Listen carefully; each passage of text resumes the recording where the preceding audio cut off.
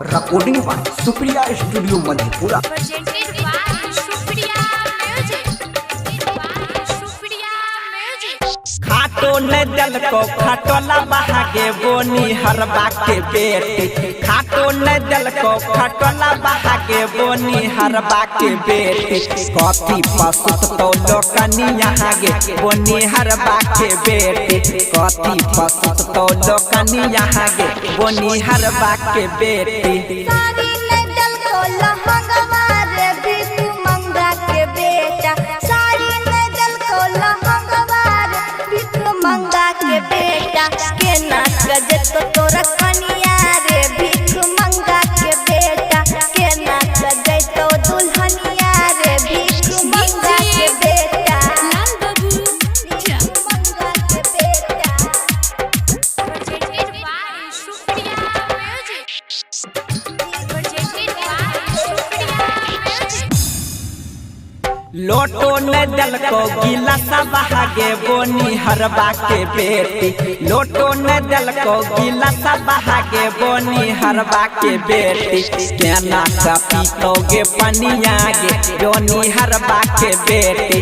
केना का पीतोगे पनिया गे बोनी हरबा के बेटी। लाल बाबू presented by Supriya Music.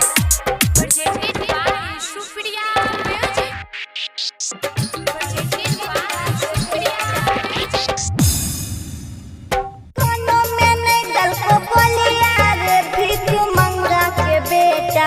कानों में नहीं डल को बोलिया रे भीखू मंगा के बेटा।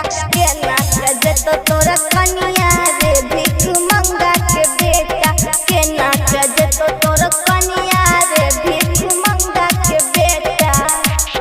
DJ लाल बाबू presented by Supriya Music. Presented by Supriya Music. Presented by Supriya Music. थाली ने दल को गिलासा बहागे बोनी हरबा के बेटी। थाली ने दल को गिलासा बहागे बोनी हरबा के बेटी। कॉफी में खैतो लोकनिया गे बोनी हरबा के बेटी।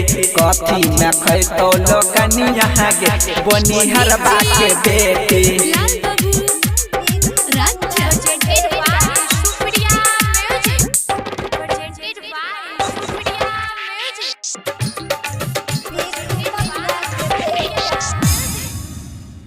घरों ने चलो दुआरवा रे भीखू मंगा के बेटा। घरों ने चलो दुआरवा रे भीखू मंगा के बेटा। कहाँ में रहतो दुल्हा